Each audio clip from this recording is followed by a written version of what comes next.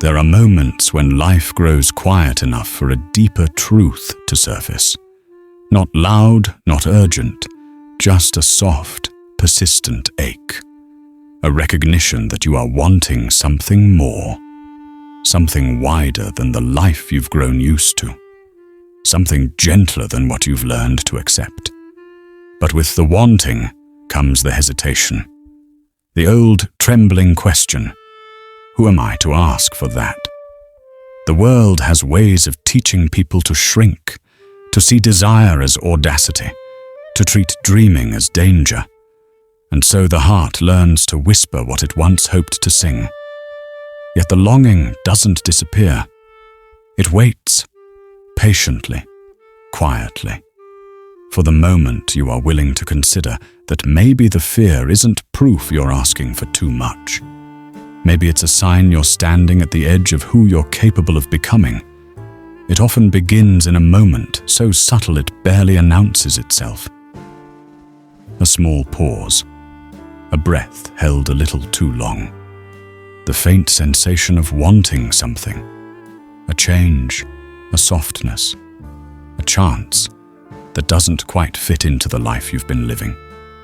People assume that desire arrives loudly, with certainty and clarity, but it rarely does. Most of the time, it comes like a gentle nudge, a thought that visits at the edges of exhaustion, a dream replayed during quiet nights when defenses are lower and truth feels safer. In these moments, the wanting doesn't yet feel dangerous. It feels almost innocent, a curiosity, a what-if that the mind tries to brush aside, but the heart refuses to forget. And then something happens. The wanting grows just enough to be noticed, just enough to disturb the equilibrium, just enough to make a person see that there is a distance between their life and the life they instinctively reach for. This recognition carries a particular emotional weight. It is not dramatic, but it is destabilizing. Because noticing a desire means acknowledging the possibility of change, and acknowledging possibility means awakening the fear that surrounds it. For some, the fear appears as self-doubt. You're not capable of that. You're not ready. You don't have what it takes. For others, it emerges as guilt. You should be grateful with what you have. Other people deserve that more than you. Wanting more is selfish. And for many, it shows up as the quiet suspicion that their desires are unrealistic, inappropriate, or simply too big for the world they know. This is where the internal conflict begins. Not with the desire itself, but with the belief that having the desire is somehow a problem. The human mind learns early to associate safety with familiarity. So even when someone longs for expansion, their nervous system holds them close to what has always been predictable.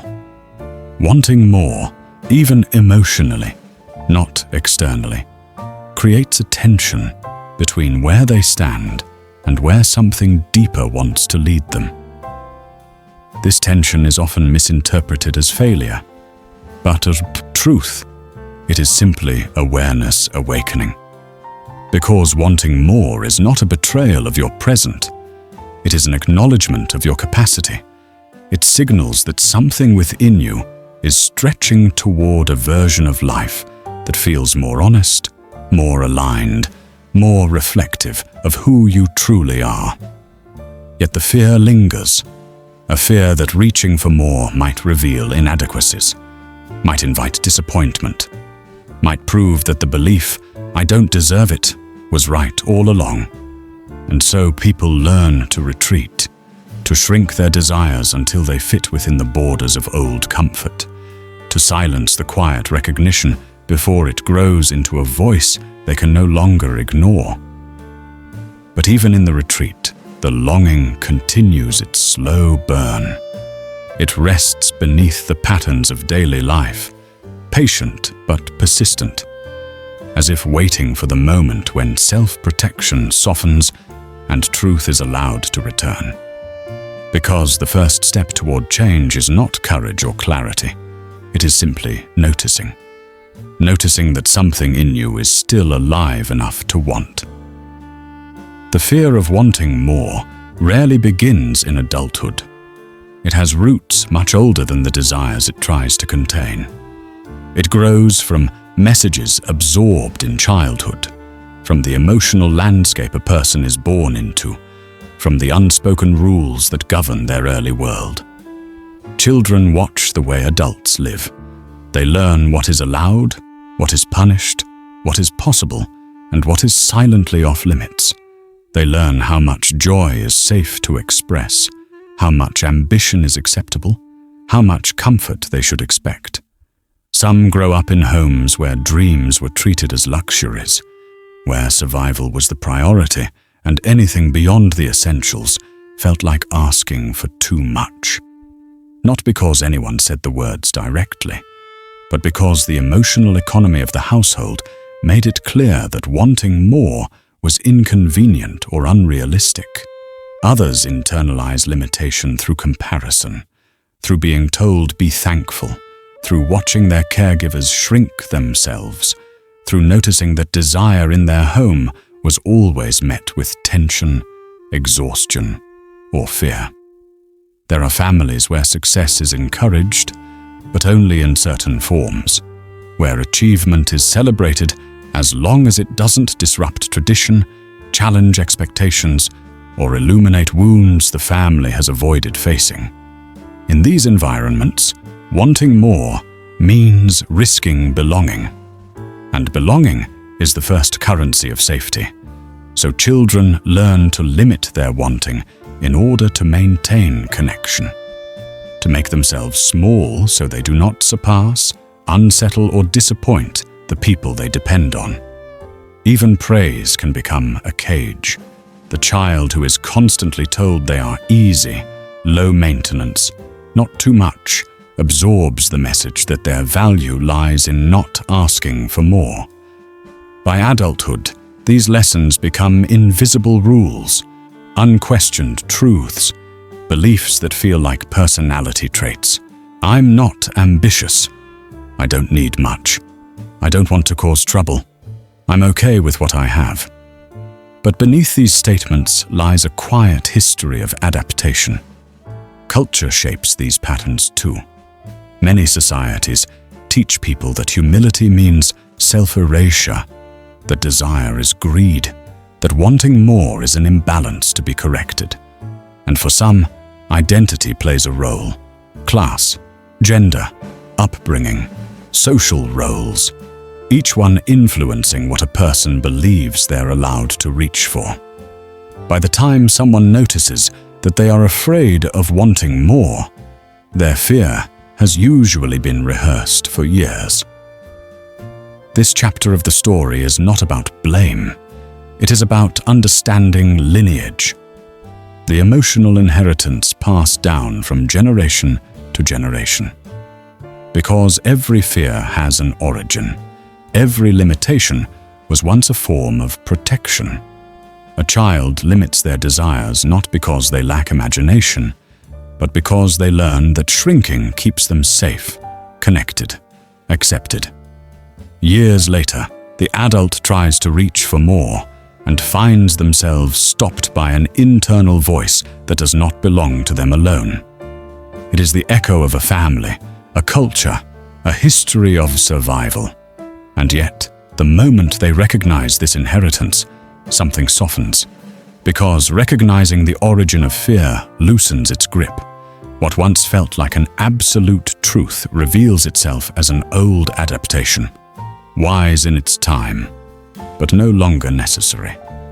This is the beginning of wanting more with awareness, not as rebellion, not as selfishness, but as a way of honoring the life that continues to unfold within them. The human mind is wired to protect what it already knows. Even when that familiarity is limiting, predictability feels safer than possibility. This is where the psychology of deserving begins. Not with dreams or goals, but with the brain's need for consistency. people develop internal schemas, mental templates formed from early experiences. If someone grows up believing that love must be earned, that comfort is conditional, or that good things come at a cost, the mind stores these patterns as default truths.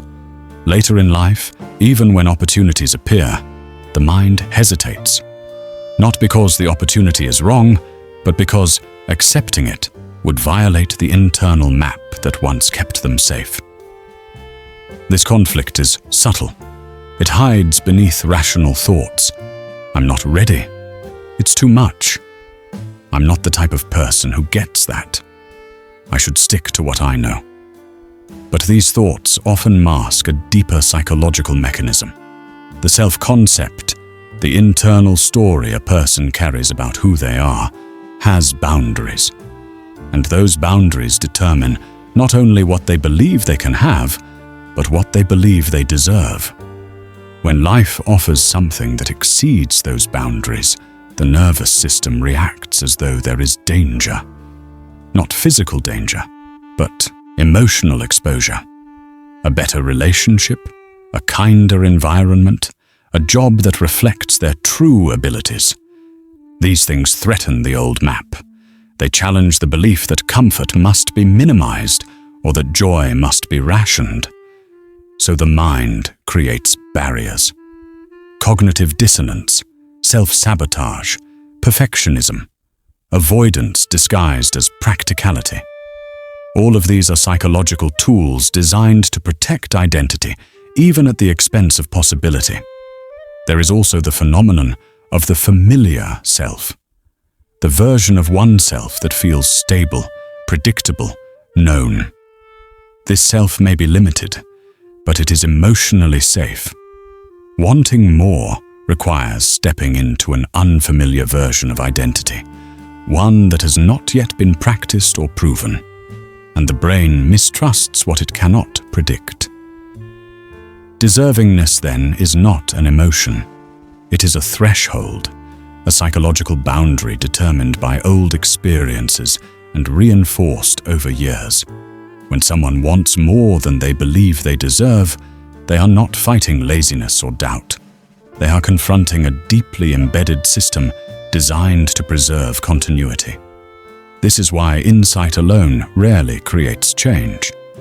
Knowing you deserve more is different from feeling safe enough to receive it. The nervous system must recalibrate. The mind must learn that expansion is survivable, and the heart must practice the unfamiliar act of accepting good things without fear. Understanding this science does not remove the difficulty, but it does shift the story. The fear of wanting more stops being a personal flaw and becomes an understandable response to old patterns of safety. It reveals that deserving is not a measure of worth. It is a measure of familiarity. And familiarity can be rewritten, slowly, gently, with awareness guiding the way. Desire creates movement. Fear creates restraint. When both appear at once, the result is an internal war that few people speak about openly. This is the quiet conflict between who someone has been and who they sense they could become. On one side, the longing grows for gentler relationships, for meaningful work, for emotional safety, for a life that feels like home. On the other side, there is hesitation, doubt, and the fear of consequences. The internal dialogue turned cyclical. What if I reach for this and fail? What if I reach for this and succeed? What if wanting more exposes me? What if it changes everything? The mind tries to negotiate with the heart. It tries to shrink the desire into something manageable, something less risky. But desires that come from truth do not disappear. They wait. Inside this tension, self-sabotage often emerges, not as recklessness, but as protection. A person delays decisions. They undermine opportunities. They convince themselves that timing is wrong, resources are insufficient, or that wanting is unrealistic. These behaviors are not failures. they are emotional armor. Because wanting something deeply means risking the grief of losing it. It means risking disappointment, vulnerability, and the possibility that their old fears were accurate. For many, it is safer not to try than to try and be proven unworthy. This chapter of the journey is defined by exhaustion, not from doing too much, but from feeling too much, from carrying both longing and fear with equal intensity. There are days when the desire feels hopeful, almost achievable, and there are days when the fear is louder, pulling them back toward what is familiar. The emotional battle is not between good and bad, but between expansion and safety, between possibility and memory, between who they want to become and the history that taught them to remain small. Yet within this war, there is a truth that often goes unnoticed. The presence of conflict means that desire is real. If the longing were unimportant, there would be no fear at all. Fear only appears when something meaningful is at stake. This war is evidence that a future self is forming, one that the present self has not yet learned to trust. And even though the conflict is painful, it is also a sign of movement, a sign that something within is beginning to shift, to awaken, to ask for more room to breathe. Wanting more does not create the war, it reveals it. It brings old wounds into the light, old beliefs to the surface, old fears out of hiding. And though it feels overwhelming, it is also the first step toward clarity, because a person cannot silence desire without also silencing themselves. And eventually, the truth inside the wanting becomes too strong to ignore. Change rarely arrives as a revelation. It comes as a quiet moment, a realization so subtle it barely announces itself. It might be a sentence overheard, a moment of unexpected tenderness, a glimpse of someone living with the freedom you secretly crave, or simply a tiredness with the old patterns of shrinking.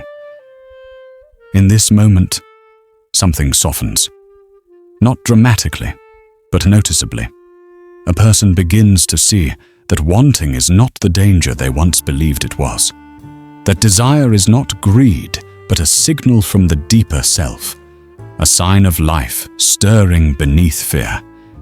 This is not yet acceptance, it is recognition. Recognition that the fear has been a familiar echo, not a prophecy. Recognition that the old beliefs were born from circumstances, not truth. Recognition that the longing has persisted for a reason. For some, the shift comes when they realize how much energy they've spent holding themselves back, how much of their life has been shaped by avoidance, minimization, or quiet resignation. For others, it comes when they meet something that feels safe enough to expand inside. A place, a person, a moment of stillness that reminds them they are capable of more light than their past allowed. In this moment, the internal war does not end, but its terrain changes. Fear no longer feels like a command. It feels like a memory. And memory, unlike truth, can be reinterpreted. The person begins to consider that they might be allowed to want a life that fits them, a life that doesn't require shrinking or rationing joy. And for the first time, their desires feel less like threats and more like invitations. This shift is quiet but powerful. It is the moment when possibility becomes believable, not guaranteed, not easy, but believable. And belief, gentle, fragile, growing belief, is what allows the heart to take its first unguarded breath. This is the moment a person sees themselves clearly, not as a collection of old fears, but as someone capable of stepping into their own potential. It is the moment when the question changes from "Who am I to want this?" to Who might I become if I no longer fear wanting? And in that question lies the beginning of freedom. Receiving is its own skill, one rarely taught, often feared, and deeply misunderstood. Many people spend their lives preparing for loss, but not for abundance. They learn how to survive hardship, but not how to hold good things without bracing for them to disappear. When someone begins to want more than they believe they deserve, they must learn the slow, delicate art of receiving. Receiving kindness, receiving opportunity, receiving rest, receiving the possibility that they are worthy of a life that doesn't hurt. At first, receiving feels foreign. The nervous system reacts with suspicion or guilt. Good moments feel dangerous. Affection feels overwhelming. Success feels undeserved. But with time, the body begins to adjust. Small experiences of safety teach the system that expansion is survivable. That joy is not a threat. That comfort does not indicate a pending loss. Receiving is not about entitlement. It is about allowing space for what aligns with truth. It is about holding good things without apologizing for them. About letting yourself breathe without waiting for the cost. This learning is slow. There are setbacks, moments when the old fear tries to reclaim its territory. Moments when someone turns away from what they want because it still feels too large for their internal threshold. But each time they choose to stay, even for a breath longer, the threshold expands.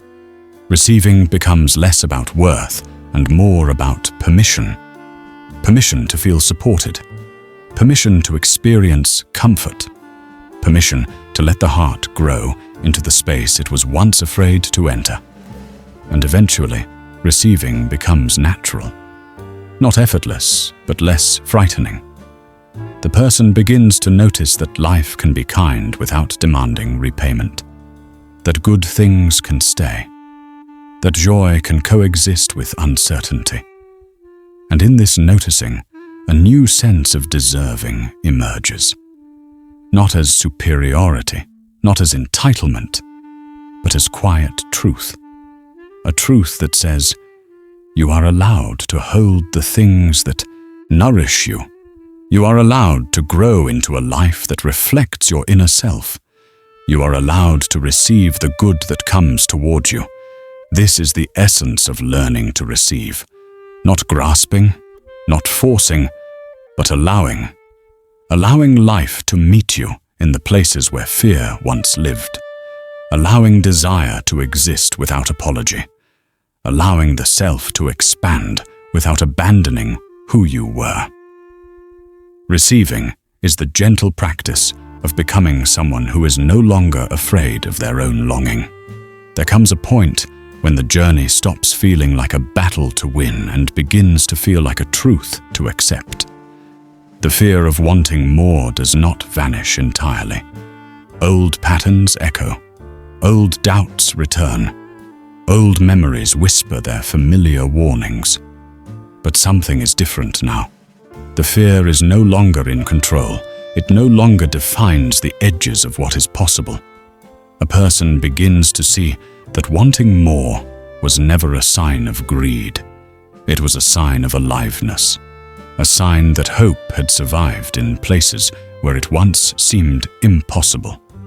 They begin to realize that desire is not a flaw, but a form of self-recognition, a quiet acknowledgement of who they are becoming. The journey toward deserving is not linear. It is not quick. It is not clean. It is a gentle unfolding, a slow, persistent widening of what the heart believes it can safely hold. And with each step, the internal narrative shifts from scarcity to enoughness, from fear to permission, from inherited limits to self-chosen truth.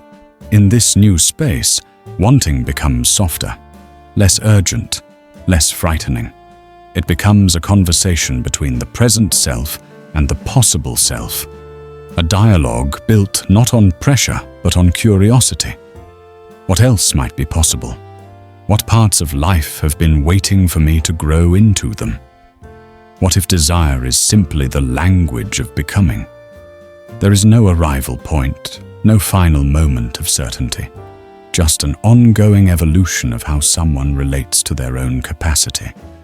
And maybe that is enough, because the real transformation was never about achieving more. It was about loosening the grip of the old belief that they were undeserving. It was about learning to meet life as it comes, not from fear, but from presence. In the end, the fear of wanting more reveals itself as a doorway, a threshold between the life someone inherited and the life they are capable of creating. To step through it is not to reject the past, but to honor the self that survived it. And so the journey continues, quietly, gently, truthfully, with a heart that no longer apologizes for wanting more than the world once taught it to expect. Because wanting more was never the problem. Believing you didn't deserve it was simply the beginning. And beginnings, by their nature, are meant to unfold.